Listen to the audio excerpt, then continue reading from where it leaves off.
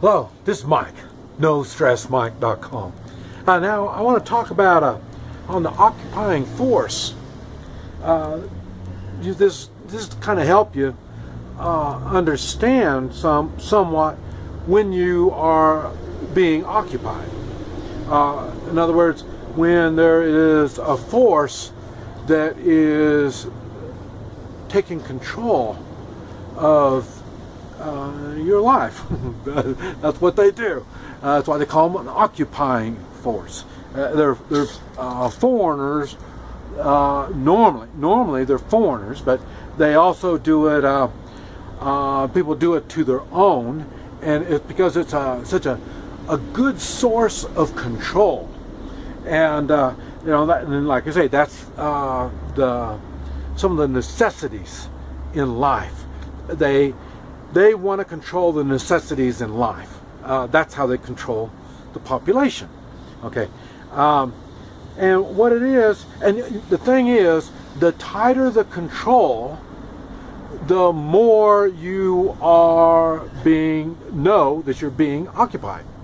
An example: if you live out on a farm and you're doing all, growing your own food, and you got your water well, and you build your own little hut or whatever you're going to do, that's complete, your complete personal responsibilities to the maximum on something like that. Okay, now once you move to the city, because the population is so dense, then there is a certain amount of necessity to control the population. So there is a certain amount of tactics that they use, and it would be the same tactics used by an occupying force. And like I say, that's going to be for the necessities. The necessities: water, that's the first thing; food, shelter, and security. Those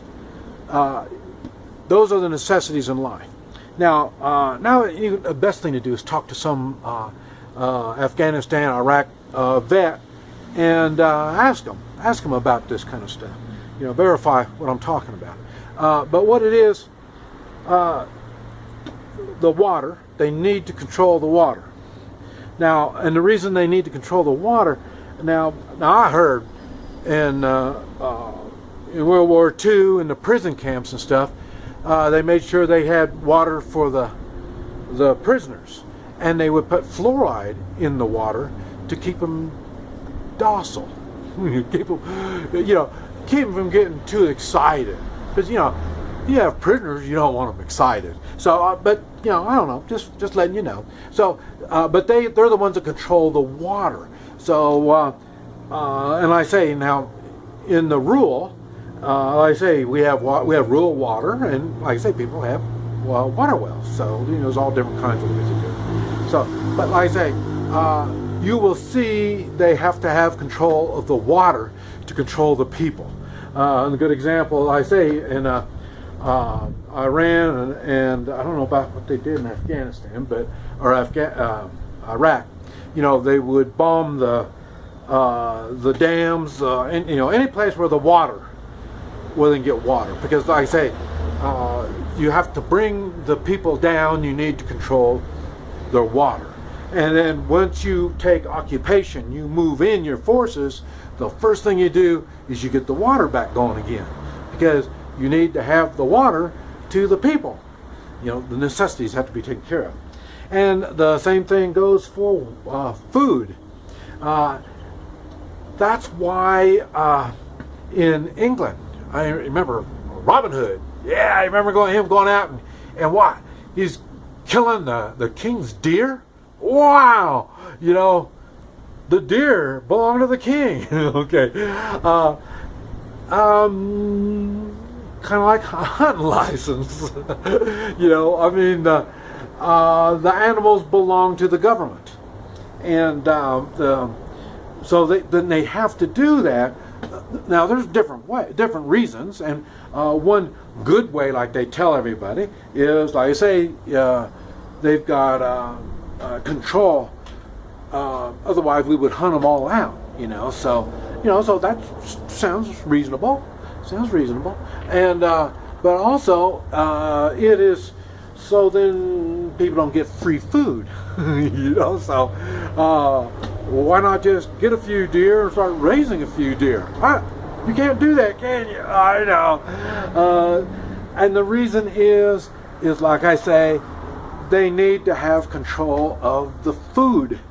So and occupying forces, they when you have semis coming in bringing in food, they have to go through the checkpoints for the occupiers, and the occupiers restrict movement of the food, and they have now this is one of the things, like in the States, I noticed, like I said, I had restaurants, and see, we used to have I used to be able to serve fresh food, fresh fruit, fresh vegetables and stuff like that. But now you can't do that anymore. Now it has to be what do you call it? Packaged food. And that's, what do they say? So they can trace the food back in case there's diseases and stuff like that. And it was funny because we never had any diseases, until they started the packaged food. It used to be we could get our own cattle, the same thing. We could buy cattle local, and then they wanted it government controlled. So these are all small steps, but it's all they're going for the same goal, and that is controlling the food. Okay, now it's the same thing for shelter. You need shelter. You need to have some type of shelter. And when the people are all living in the streets, it's not a good thing. So they have to do a shelter. So you watch for. Well, I'll tell you a good example of shelter is in Israel. Now, I don't keep up with all this kind of stuff, so I can't give you all the exact details. But like I said, I do know they go in and destroy shelters. They destroy homes. They let people build, and then they take them out, or they they make it strict. What do you call it? Permits, building permits, stuff like that. Anything they can do to control the what do you call it? The buildings for shelter. They want to control the shelter type of stuff. That brings me to Agenda 21.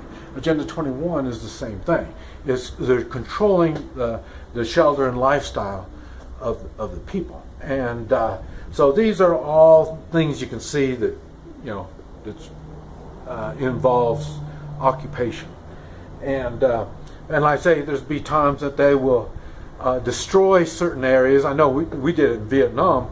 There was whole towns we would destroy to get the people out of that area. So they had to, and we'd even build them a whole new housing areas for them to live in and stuff like that. So, but there's a reason for it, like I say, and it's always for the benefit of the ones that are occupying. It's always for them. The ones that want to take control. It's always to their benefit. And then the next thing is the security. Because, like I say, these are the things, you have to have all these to be, to keep control of the population. And so security would be one of them. And that's why they do gun control. We need to have the guns so we can make sure you're safe. And we all know how well that works. On Katrina, when they had all those poor people and they gave them water, food, shelter, and security, and they put them in the dome, in which everybody was raped and robbed, so because they didn't have any weapons.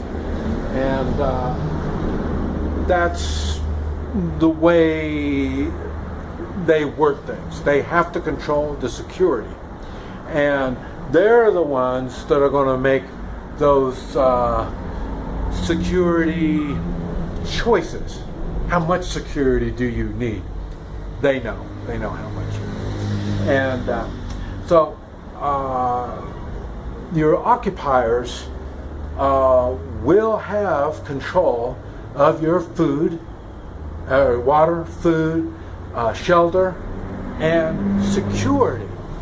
And the more control they have over that, the better sign that you are being occupied. I mean, when you depend on everything, like if you're in prison, of course you depend on their water, you depend on their food, what kind of food they're going to give you. And then I say they'll give you a dry bunk, maybe, and then they'll take care of the security. Look, they put this fence around you to make sure no bad guys get you.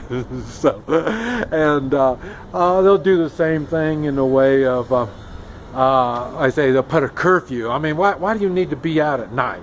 So they'll make a curfew. And these are all things that are telling you that you are being occupied.